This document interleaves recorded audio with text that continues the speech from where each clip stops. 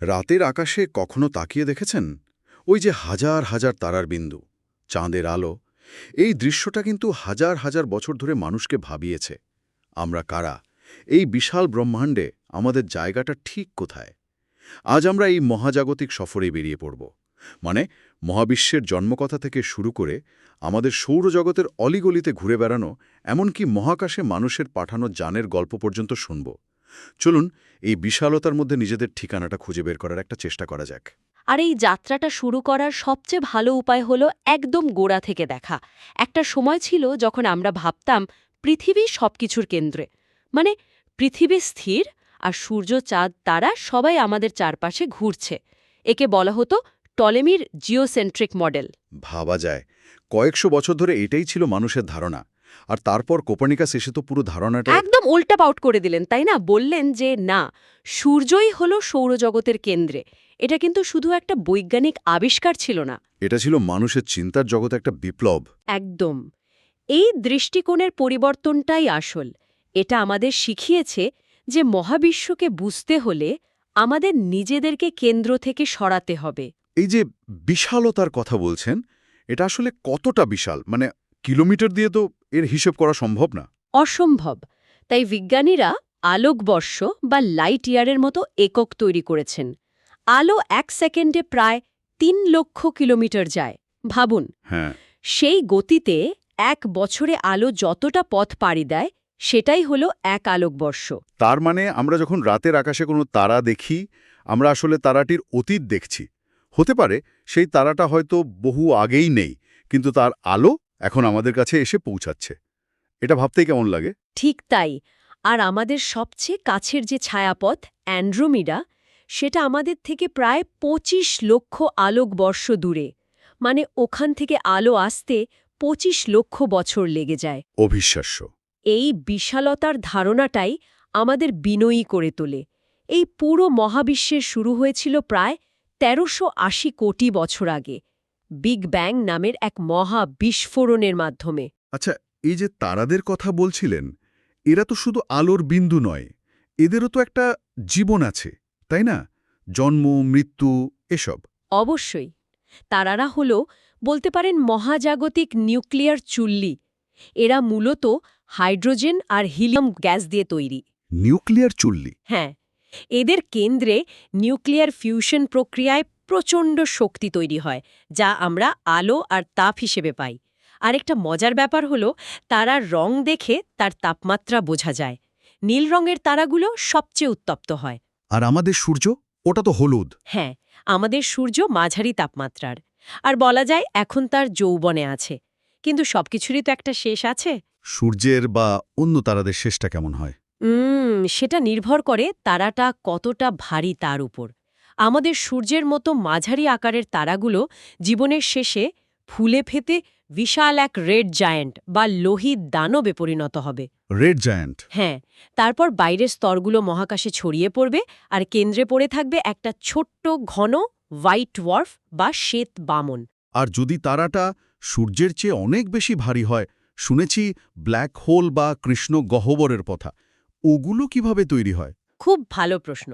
যদি কোনো তারার ভর সূর্যের চেয়ে অন্তত ৩ গুণ বেশি হয়, তখন তার মহাকর্ষ বল এতটাই শক্তিশালী হয় যে জীবনের শেষে ওটা নিজের ভারেই সংকুচিত হতে শুরু করে। নিজের ভারেই? হ্যাঁ, সংকুচিত হতে হতে এটি এতটাই ঘন হয়ে যায় যে এর মহাকর্ষ থেকে কোনো কিছুই, এমনকি আলোও বেরোতে পারে না। তখনই তৈরি হয় ব্ল্যাক হোল। তার মানে কি আমরা ব্ল্যাক হোল সরাসরি দেখতে পাই না? তাহলে বিজ্ঞানীরা কিভাবে এর অস্তিত্ব সম্পর্কে এতটা নিশ্চিত? চমৎকার প্রশ্ন। আমরা সরাসরি ব্ল্যাক হোল দেখি না, কিন্তু তার প্রভাব দেখি। যখন কোনো তারা বা গ্যাস ব্ল্যাক হোলের খুব কাছে চলে আসে, তখন ব্ল্যাক হোলের প্রচণ্ড আকর্ষণে সেগুলো ছিঁড়ে টুকরো টুকরো হয়ে যায় আচ্ছা। আর প্রচণ্ড গতিতে ঘুরতে থাকে। এই ঘোরার ফলে প্রচুর পরিমাণে এক্স রে নির্গত হয়, যা আমাদের টেলিস্কোপে ধরা পড়ে। এভাবেই আমরা ব্ল্যাক হোলের উপস্থিতি বুঝতে পারি। দারুণ। এই যে ব্ল্যাক হোলের মতো ভয়ন্তর জিনিসের কথা আমরা জানলাম, সেটা তো নক্ষত্রের শেষ পরিণতি। কিন্তু আমাদের সূর্য তো এখনও তার যৌবনে আছে। চলুন সূর্যের এই পরিবার, মানে আমাদের সৌরজগতের বাকি সদস্যদের সাথে একটু পরিচিত হওয়া যাক। নিশ্চয়ই।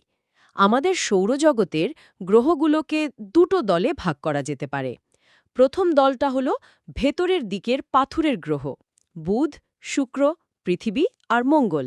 এরা আকারে ছোট আর কঠিন, তাই তো? একদম। সূর্যের সবচেয়ে কাছে আছে বুধ। বেচারার কোনো বায়ুমণ্ডল নেই, তাই দিনে প্রচণ্ড গরম, প্রায় 430 ডিগ্রি সেলসিয়াস, আর রাতে হিমাঙ্কের নিচে -180 ডিগ্রি। আর শুক্র গ্রহকে তো শুনেছি পৃথিবীর যমজ বোন বলা হয়, কিন্তু আসলে নাকি একদমই আলাদা। হ্যাঁ, আকার আর গঠনে মিল থাকায় একে যমজ বলা হয়। কিন্তু শুক্রের বায়ুমণ্ডল কার্বন ডাইঅক্সাইডে ভরা, যা একটা গ্রিনহাউস এফেক্টের মাধ্যমে তাপকে আটকে রাখে। তাই এটি সৌরজগতের সবচেয়ে উষ্ণ গ্রহ, প্রায় 470 ডিগ্রি সেলসিয়াস। পৃথিবীর চেয়েও বেশি? অনেক বেশি। এর আরেকটা অদ্ভুত ব্যাপার হলো এটি ঘড়ির কাঁটার দিকে, মানে উল্টো দিকে ঘোরে। কেন? বিজ্ঞানীরা মনে করেন অতীতে হয়তো বিশাল কোনো মহাজাগতিক বস্তুর সঙ্গে সংঘর্ষের ফলে এর ঘোরার দিকই পাল্টে গেছে। এটা আমাদের মনে করিয়ে দেয় যে সৌরজগৎ শুরুর দিকে কতটা অস্থির আর সংঘর্ষপূর্ণ ছিল। আর আমাদের প্রতিবেশী লাল গ্রহ মঙ্গল, ওখানে তো প্রাণের সন্ধান চলছে জোর কদমে। ঠিক, মঙ্গলের মাটি আয়রন অক্সাইডে ভরা, মানে সোজা কথায় মরছে পড়া লোহা, তাই এর রং লাল। একসময় এখানে নদী বা সমুদ্র ছিল বলেও প্রমাণ পাওয়া গেছে। তাই নাকি? হ্যাঁ, তাই বিজ্ঞানীরা মনে করেন অতীতে হয়তো এখানে প্রাণের অস্তিত্ব ছিল বা ভবিষ্যতেও মানুষের বসবাসের জন্য একটা জায়গা হতে পারে। এরপরেই শুরু হয় দ্বিতীয় দলটা, গ্যাসীয় দানব গ্রহরা, বৃহস্পতি, শনি, ইউরেনাস আর নেপচুন। বৃহস্পতি তো সৌরজগতের বড় দাদা, তাই না? এক কথায় তাই। এটি এতটাই বড় যে সৌরজগতের বাকি সব গ্রহকে একসঙ্গে এর ভেতরে ঢুকিয়ে দেওয়া যাবে। এর প্রচণ্ড মহাকর্ষ শক্তি একটা রক্ষা কবচের মতো কাজ করে। রক্ষা কবচ? কিভাবে? মহাকাশ থেকে ছুটে আসা অনেক গ্রহাণু বা ধূমকেতুকে নিজের দিকে টেনে নিয়ে পৃথিবীকে রক্ষা করে। আর শনির কথা তো বললেই চোখের সামনে ভেসে ওঠে তার সুন্দর বলয়ের ছবি। ওই বলয়গুলো আসলে কি দিয়ে তৈরি? মূলত বরফ, পাথর আর ধূলিকণার কোটি কোটি টুকরো দিয়ে তৈরি। শনির আরেকটা মজার বৈশিষ্ট্য হল এর ঘনত্ব জলের চেয়েও কম। মানে হলো, যদি শনিকে রাখার মতো বিশাল একটা জলের জলাশয় পাওয়া যেত, তাহলে এটা সেখানে দিব্যি ভেসে থাকত। বাহ, দারুণ তো। আর ইউরেনাস আর নেপচুন, মানে শেষ দুই গ্রহ?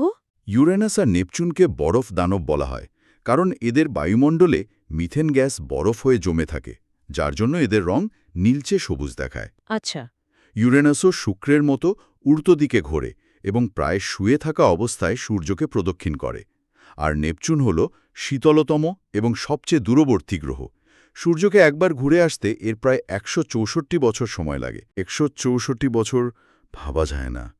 এই যে এতগুলো গ্রহের কথা শুনলাম, এদের মধ্যে আমাদের পৃথিবীটাই তো একমাত্র জায়গা যেখানে প্রাণের অস্তিত্ব আছে। কি এমন বিশেষত্ব আছে আমাদের এই গ্রহের? অনেকগুলো কারণ একসঙ্গে কাজ করেছে। যেমন ধরুন, সূর্য থেকে সঠিক দূরত্ব, যাকে বলে গোল্ডিলক্স জোন। গোল্ডিলক্স জোন মানে? মানে খুব বেশি গরমও না, খুব বেশি ঠান্ডাও না।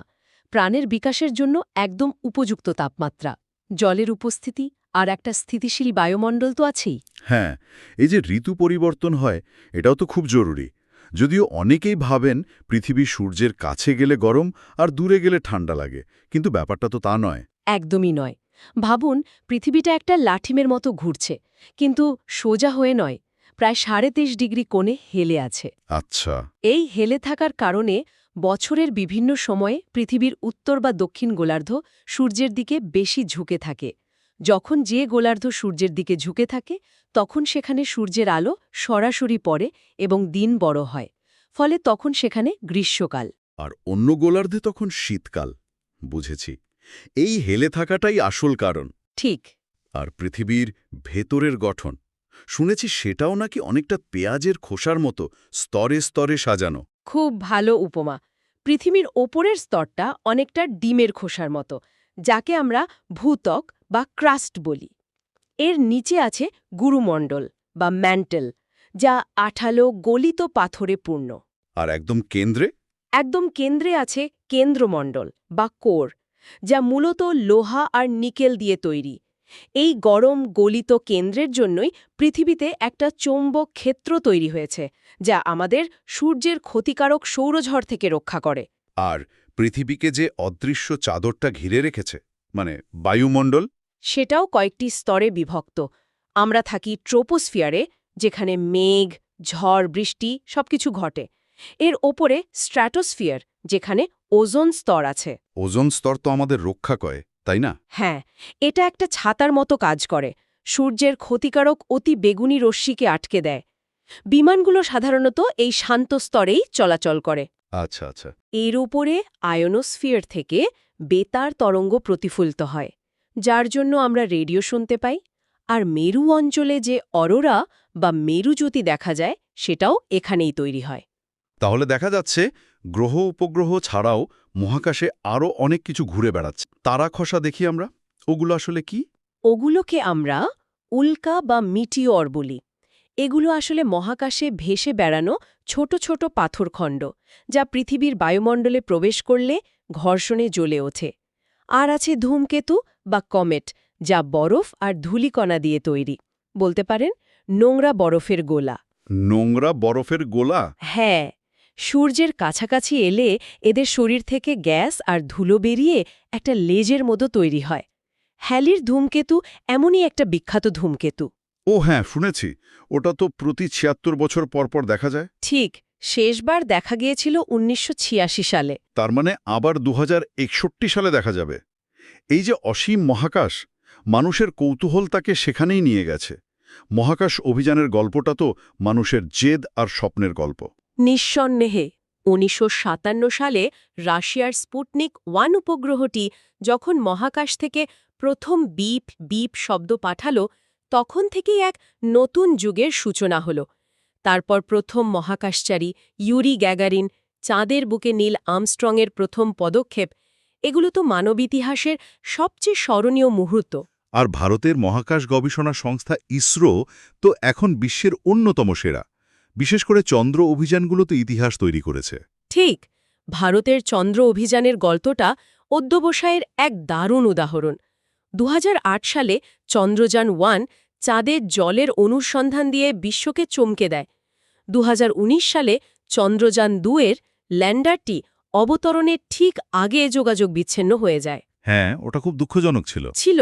কিন্তু অরবিটারটি কিন্তু আজও চাঁদের চারপাশে ঘুরে মূল্যবান তথ্য পাঠিয়ে চলেছে।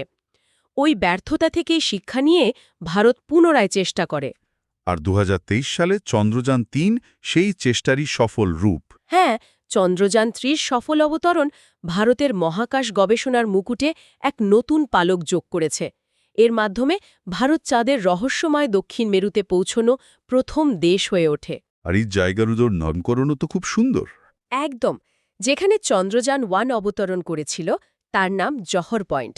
চন্দ্রযান-২ যেখানে বিধ্বস্ত হয়েছিল সেই জায়গার নাম তিরঙ্গা পয়েন্ট, যা আমাদের প্রচেষ্টার প্রতীক।